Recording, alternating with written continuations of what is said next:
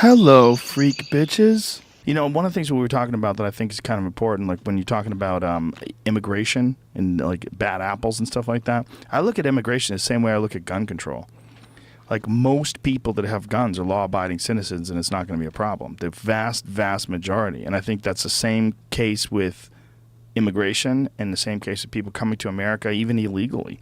They want to do better. That's why they're coming here. They're not coming here because they want to start crime. Sure. Most of them are coming here because they want opportunities. With guns, I totally agree. I want a shotgun so badly. I need a double barrel. I want a shotgun. Yeah. And I've shot a lot of guns, especially for the Daily Show. I've done shot guns for the Daily Show. Oh my God! I've Is done that like so mandatory? Many, I've done. Look, you guys gonna be telling jokes? You're gonna have to learn how to fucking clear a room. You gotta learn how to defend yourself. Okay. All right. Follow me. Now, this is a Thompson machine gun. Okay. Trigger discipline. It's very important for the Daily Show. I've shot 50 caliber, sniper busters. 50 calibers are ridiculous. Yeah, dude. I'll show you a video after this.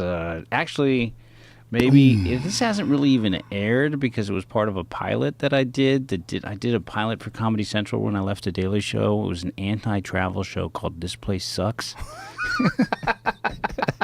That didn't go? Dude, I'll send it to you. That's a great idea just in concept. Dude, it's the fucking funny. You know what they said? What? Too mean. Everybody said it was too mean. It's fucking hilarious. I we did it in Kansas City. I go, hey, everybody, my name's Al Madrigal. I'm in Kansas City. I'm going to tell you why this place sucks. I fucking just shit all over it. And you need to just do that online. Oh, yeah. I should just put them out. So that is a great idea for all things comedy. Why don't you just like buy Start up the idea? Them.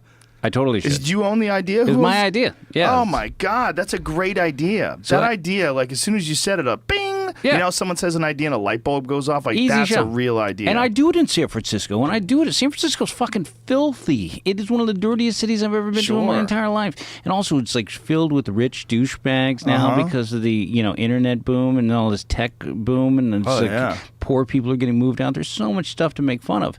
So anyway, I made fun of... I went to this place, OMB Guns, and I shot fucking machine guns, handguns, like I shot everything. And then for the Daily Show, I went and I drove a tank. I got to drive tanks. I was doing these Chieftain tanks that I was driving. I got to run over 2 Saturns in a tank. Really? Yeah, it's fucking awesome. Whoa! How do you drive a tank? Like, what do you? Yeah, is it's there levers. Gas? No, yeah, it's levers, and there's you can watch. And there was this hot chick that they had that was working there that was on it with me, and at the same place I got to fire machine guns. But I feel like when it comes to automatic weapons and the 50 caliber sniper buster and all that shit, I don't understand why you need to own that. I liked shooting it. I'll go shoot that stuff again. I really enjoyed it. You're going to see me shoot that 50 caliber thing? Right. Like, there was a shockwave. Oh, yeah.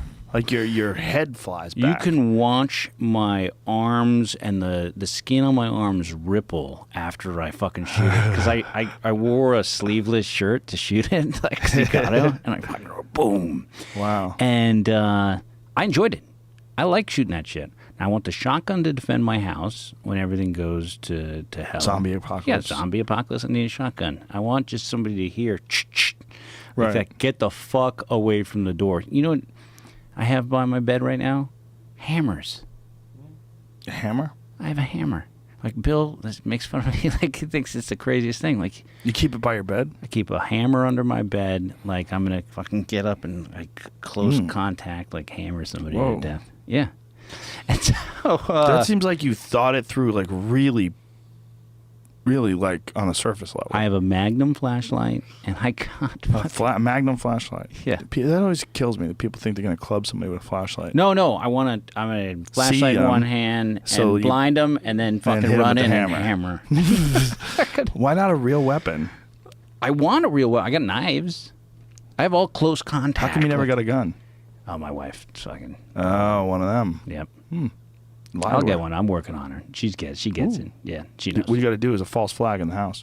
Hire some friends to break in. Oh, yeah. That's a good idea. That's a terrible idea. A false flag. You're like the Dick Cheney of households. Oh, my God. So, I want the gun badly, but I feel like with an AK-47, and maybe, people can write, like, only bad things have happened with people. Sure, there's responsible gun owners, but you look at Dylan Roof and you look at, Columbine. You look at all these, people getting shot up everywhere, and Sandy Hook. Like, I don't want that to happen. I don't want my kids. I was walking along. Well, you have a safe. You put your guns in a safe. Why do you need an AK-47? You don't. You don't need an AK-47. I'm saying have all the handguns. But the thing is, like, who should be able to decide who gets what? That's where it gets weird. Yeah. And what about silencers, too?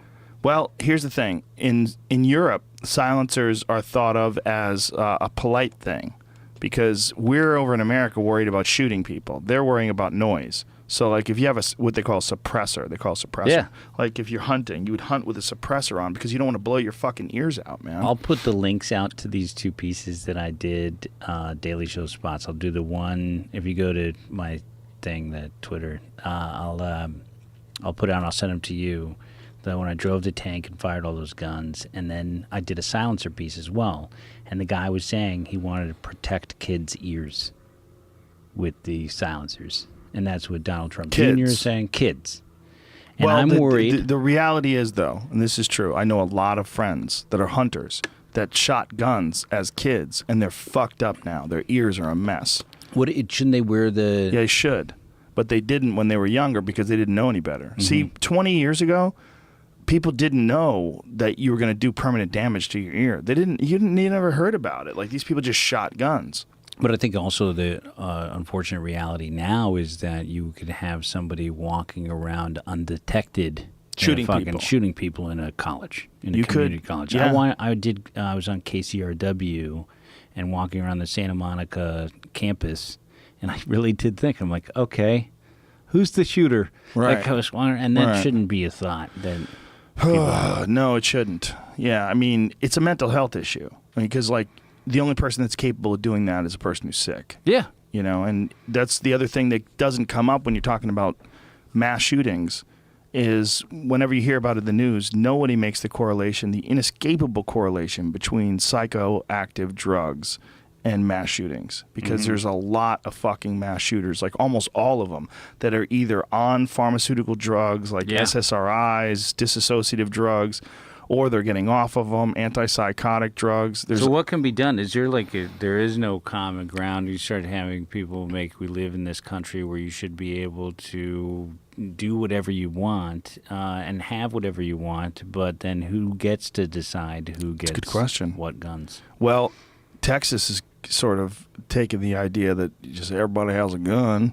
Well-armed society is a polite society. What am I, Ron White all of a sudden? Yeah, and then teachers should have guns in the classroom. And bulletproof helmets, full vests. Jesus. AK-47s right there, right there. Put down the chalk. I don't know, man. It sucks. Yeah, it sucks that you have to think about this. There's no easy solution. Yeah. It just... Every time one of those things happens, everybody buckles down and wants to take away guns and try to figure out legislation. And I just feel like the root of the problem is not the tools that people are using. It's the fact that someone's willing to use those tools. The fact that someone is willing to do that. The fact that those guns are more accessible is a genuine issue. But I think we can all agree that no one came for the guns. Obama, everybody's like, Obama's coming for the guns. Well, do you know why? Because the NRA. Because the NRA is too strong. The lobby's too strong. They've spent a shitload of money and continue to spend a shitload of money to make sure they protect the Second Amendment rights. Yeah, but so you're saying if not for the NRA, that 100%. They would have taken all the guns. They would have definitely done something similar to what Australia did. Australia essentially made gun ownership very, very, very difficult. They took away guns. They enacted very strict laws, and they had like one mass shooting a long time ago. They had a big mass shooting a long time ago. That's the thing that they don't have is like these big mass shootings. Yeah. When you see... But Australia has the same amount of people as California, and it's the size of the United States. Mm-hmm.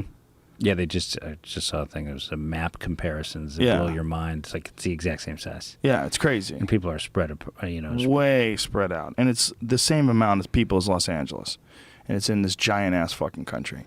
So when you think about being able to take people's guns, in Australia, it's different. The culture's different. The idea of independence is different over there. We have a different attitude over here. Yeah, I just don't want to... when you have little kids, again, it's just everything changes, which like I don't ever want to worry about them growing up in a society where a teacher does have to think about wearing a fucking helmet. Of course. I mean, nobody wants to think that. I don't know what the solution is, but the solution, look, getting the guns away from the people. There's more guns than there are human beings in America. And they're not going to stop making guns. No, it's a good business. Yeah, I don't think the guns are the problem. I really don't. I mean, I support gun ownership. I really do. I don't think that's the issue. I think the issue is, look, we saw in France, in Nice, that some crazy fuck can take a car and kill 100 people by plowing over people. Yeah, and just start stabbing people, too. Get out of the car and just fucking start stabbing folks. There's ways that people lose their fucking minds and do horrible things to people. And the ways are not the things you have to take away. You have to figure out a way. And take away all hammers? No. Yeah, right. Yeah. I don't know what the solution is, but I don't think anybody does. The no, idea obviously that taking not. all those guns away. I think what you're getting at with the mental health stuff is I'm not opposed to there being a screening process and seeing if you have a history of violence. Of course, yeah. And if you show up on a terrorist watch list, and that's where I think the NRA goes overboard. It's like, if you're on a fucking terrorist watch list, who doesn't agree with that? Well, the only problem with that is who gets to decide who's on that terrorist watch list. Because there was people that were from the Green Party that were put on terrorist watch lists after 9/11 because they were anti-war protesters, and they were put on no-fly lists. There was a lot of weird shit that happened where people were put on lists because they pissed off the wrong people. And, in 2001, it was way easier to do something like that than it is to do it today. But then you go to buy a gun. And then they say, I'm sorry, you can't purchase this weapon because you're on this list. And then you can go to a gun show. That's part of the problem. Yeah. You go to a gun show and you can buy a gun far easier. In Kansas City. They're trying to tighten that down, though. Kansas, you can go, and people correct me if I'm wrong. It did a show called This Place Sucks. What am I? And so you go to Kansas, and then you can get a gun with just an ID, Kansas ID. And you can get it in maybe like 5 minutes, zero train. It's nothing. Just you get it right away. You don't have to have a background check? Nothing. Is that true? Yes. Was that true like when you did in 2014? When I did this piece, yeah. But you can look at, can we check that? Yeah, gun laws, Kansas access. gun law, no background check. No background check. I'm pretty certain. So...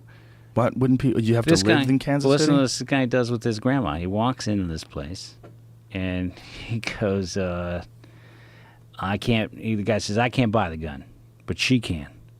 Like that, and he buys these 4 guns or something, and he kills a bunch of people. So... Federal law requires federally licensed firearms dealers, but not private sellers, to initiate a background check on the purchaser prior to sale of firearm. As a result, concealed weapons license holders in Kansas are exempt from the federal background check requirement. Yeah. It's crazy. No training, no background check. But hold on a second. Concealed weapons license holders. Like, you have to have a concealed weapons license, which is difficult to acquire. Let me see. It's not easy to get a concealed weapons license unless they have a different law there. Background checks in Kansas. That's concealed, but I think you can But concealed weapons is like the hardest thing to get is a concealed carry. Federal law provides states with the options of serving a state. Kansas has no law requiring firearms dealers to initiate background checks prior to transferring a firearm. As a result, in Kansas, firearms dealers must initiate the background check required by federal law by contacting the FBI directly. Kansas is not a point of contact state. Huh. Nice. So they have to contact the FBI. Federal law does not require dealers to conduct a background check if a firearm purchaser presents a state permit to purchase or possess firearms that meet certain conditions. So it seems like there's definitely some wiggle room. Yeah, for sure. And then, that's what I was talking about, these gun shows where you can just go gobble up a bunch of firearms and then you can bring them into, that's what they just transport them across state lines. And it's one of those things like many human issues where there's not a whole lot of like clear paths. It's like there's so many guns, you're never going to take them all away from people. And should you take them all away from them? Like if a guy like you has a gun, I don't feel like you're a danger or a threat unless you get in one of your goddamn tirades. Maybe I'm not the best example. You might shoot a hack. Yeah, exactly. What fucking stealing what? He's got a gun. So, did you hear that bit? Like, not a bit. The video. Carlos Mencia was on Joey Diaz's show, saying they thought about bringing a gun around and going to the Comedy Store and shooting people, and he was carrying a gun in his car. Like, no way. Yeah. Crazy. yeah. Well, maybe you shouldn't have a gun. Yeah. maybe. Jesus.